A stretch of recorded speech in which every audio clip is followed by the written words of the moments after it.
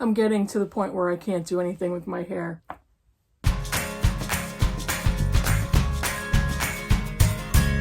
Hey, BookTube, it's Kim at Middle of the Book March. This is my bookish week for Saturday, December 12th, 2021. I don't have anything really interesting to talk about. Yeah, I have a few bookish things. I'm just so bored. I feel bored. I've actually spent most of the week working from home. My daughter's had a cold. It is just a cold. And I had a little bit of it. I spent quite a bit of time resting and napping. And I'm filming this on Friday, and I actually took most of a sick day. I've been kind of checking my email just to make sure there's no emergencies, and there's not. But I feel just bored because I've stayed home most of the week. All the days are blending together. Why am I even telling you this? I should have a bunch of time to read, and I have, and I will tell you in a little while, but what I've been reading has been, I'm not going to say anymore. You'll find out. But let me tell you what I finished last week. I finished 2 books. I finished Sweet Bean Paste by Dorian Sukagawa, translated from the Japanese by Allison Watts. This was an ebook, and this was lovely. I really enjoyed this novel. It's a very short novel, probably about 160 something pages. And I had heard a little bit about it on somebody's channels way back when. And I really wanted kind of a feel-good, warm book, and this was the perfect solution. This is the story of Santaro, who is the cook of a dorayaki. I'm hoping that's, Sean, tell me if that's correct, food stand. And it's basically a confection. It's a baked pancake that is rolled up with sweet bean paste in the middle, and I think there's maybe some powdered sugar on it. So it sounds to me almost like a kind of a jelly roll. I'm gonna look online for a picture, and I'll insert it here to what it actually looks like, because I just don't know. But he is the cook, and he runs this food stand. And the sweet bean paste that he uses is commercially bought. It's bought in buckets. And the business isn't doing very well. He doesn't have a lot of sales. And he knows that the bucket of bean paste is kind of bland, and that's most likely why the sales on this food stand are not very high. And all of a sudden, one day he looks out of the window of the food stand, and the trees, it's cherry blossoms, there's cherry blossoms, petals everywhere. And outside of the stand, he sees this elderly woman standing there just staring at him. And he notices her one day, and he notices her another day, and she actually waves to him, and then she actually comes over and speaks to him, and she wants to make sweet bean paste. And he tells her, we buy it, we purchase it in buckets. And she says, that'll do no good. And she ends up helping him to make the sweet bean paste, and he pays her a tiny amount of money for her to come in part-time and to make this by scratch. Once she does, it is so delicious that business is booming, and the stand makes more money than they can keep track of. The book is basically about how that relationship develops, and what the background is. Sentaro has a past, and so does Toku, who is the elderly woman that starts to make the sweet bean paste. And so we learn about their backgrounds. We learn how their relationship starts to become more than just a part-time worker in a confectioner's stand, and a cook who's grumpy and kind of an alcoholic, and how their relationship develops into a very close friendship. We not only learn about their backgrounds, but there are some developments that happen that propel the characters forward, and we read that as well. But the part about the book that I love so much is the writing about the food and how food brings people together. And the overall message of the book is that everybody's life has meaning. And it was a lovely novel. I really enjoyed reading it. I loved these characters. And I just thought it was wonderful. I would recommend it to anybody who loves a warm, cozy book filled with food, filled with sweet food. If you have a sweet tooth, this would be a great novel to read. The other book I finished was an audiobook, and it was Not My Father's Son by Alan Cumming.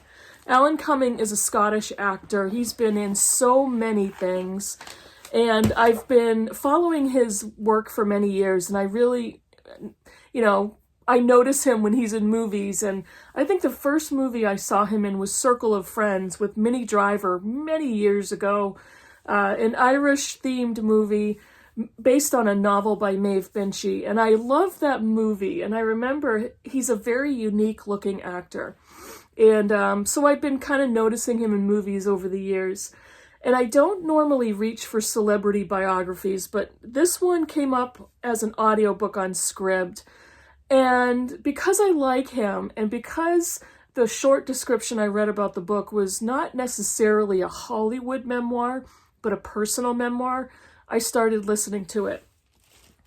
I loved it. I absolutely loved it. He's Scottish, so his accent, it was just mesmerizing to me. I could listen to him all day. But the book is clearly not a Hollywood memoir. It is a very personal, very transparent memoir about his childhood of violence and neglect and trauma with a violent, unpredictable father. And it was so raw and honest. I could feel myself holding my breath throughout a lot of the book. And he alternates the timelines, so he has then and now, and then and now, and it goes back and forth. And in the portions that are of the now, he does talk about his acting career. He talks about his how he got into drama and theater and acting and singing, but he only does it for context's sake because he kind of puts you in the chronology of his life. And then he goes back to the then sections. So much story about his family and his genealogy, the legacy of his family, both his father and his mother, so many family secrets that he discovers almost by accident because he ends up on a TV show called Who Do You Think You Are? And it's basically a genealogical exploration into your background. And once he starts going on that show, they do a little bit of research, and he has a brother, an older brother, Tom, and Tom reveals something to him that he may find out in the show's research that he wanted to tell Alan before it came up as a surprise. And it's basically a world shaker for him. I thought this was so wonderfully honest and so brave of him to talk about his background like this. Alan Cumming is an LGBTQ activist as well. And it's interesting because he doesn't discuss his sexuality in the memoir.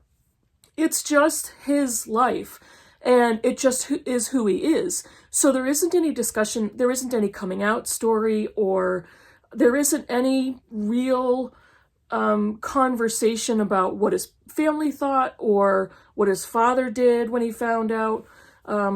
Alan was married to a woman and was divorced from her. He's currently married to his husband, and they live in New York City. So I also thought he talked a lot about his husband, Grant, and just the closeness that they have and the type of relationship, the amount of support they have for each other. It was just heartwarming. And how his husband supported him through all of this family drama and family dysfunction and the things that he found out about his family. I absolutely love the book. I would definitely recommend it if you like reading memoirs, but if you also like reading memoirs about famous people. It's not a name dropping, it's not a posing memoir. It's very honest, very transparent, and very emotionally moving. So it was a lovely book. I just loved it. So those are the two things that I finished last week. I am currently reading 3 books. This one, oh, good gracious, you guys. This one, I am going to be done with it this weekend. I cannot wait. So I am almost 100 pages from the end, and I have just read through the Middlemarch section, and he has divided up much of the book into her novels. So when he gets through her early life and her young adult life, he starts talking about the time frames as according to the publication of her novels. And I just finished the section on Middlemarch. So the very last novel is Daniel Deronda, and I have just started the chapter on the pre-Daniel Deronda. The title of the chapter is Toward Deronda. You guys, I will finish it this weekend, and you'll have a much more succinct, lengthy review next week. I am also reading The Golem and the Jinni by Helene Wecker. I am probably about 100 pages, almost a quarter of the way through this novel. I'm really enjoying this one, and I've had this on my shelf for quite a while. I think this was published in 2013, and I've been looking at it forever. Yeah, 2013, and I just decided I'm interested in like a fantasy or kind of a magical realism, fantastical novel, and this one called out to me, and I started it, and I'm really enjoying it so far. And I started a Kindle book, My Year of Rest and Relaxation by Ottessa Moshfegh. Now, this is kind of a you love it or you hate it kind of a book, a Marmite book. And I've seen so many different reviews that I absolutely hate this book, and then I've seen some 5-star reviews from people, friends, and booktubers that I trust and respect and whose tastes seem similar to mine. I tend to love the Marmite book that people hate, and I tend to be an outlier when it's a book that so many people think is just awful or too weird, or the author writes strangely. Those are typically the books I tend to like. So I have a good feeling about this one. Just the type of writing that it is, and the satire and the sarcasm and all of that. So I'm looking forward to continuing. That's it for the bookish stuff. Well, that's not it. But I got my December books from Book of the Month Club, so I thought I would quickly show you those. This one, I had to look up the pronunciation of her name like 5 times and make sure I had it correct. This is Olga Dies Dreaming by Xochitl Gonzalez, and I'm hoping I'm pronouncing that correct. Mariana Mas Books, if you are watching this, let me know if that is correct, and I did the best I could with the pronunciation. But Olga Dies Dreaming, and this is a book. It's 2017, and Olga and her brother Pedro Acevedo are bold-faced names in their hometown of New York. Prieto is a popular congressman representing their gentrifying Latinx neighborhood in Brooklyn, while Olga is a Tony wedding planner for Manhattan's power brokers. Despite their alluring public lives, behind closed doors, things are far less rosy. Sure, Olga can orchestrate the love stories of the 1%, but she can't seem to find her own until she meets Mateo, who forces her to confront the effects of long-held family secrets. So that sounded really good, and it's funny because I'm not usually attracted to contemporary fiction set in contemporary times. So this is set in 2017. But for whatever reason, I'd read a little bit of the sample on the Book of the Month website, and I really thought I would enjoy that, so I picked that one. And I have one add-on. This is nonfiction. And sometimes Book of the Month Club has some really interesting nonfiction. This is an essay collection, But You Seem So Happy, A Marriage in Pieces and Bits by Kimberly Harrington. This is a book about divorce. And she confronts marriage expectations, failure, a sort of divorce, and the ways love, loss, and longing shape a life. 6 weeks after she and her husband announced their divorce, Kimberly Harrington began work on a book she thought would be about divorce, full of dark humor and not so small amount of annoyance. She spent 2 years in what she's supposed to be a temporary period of transition.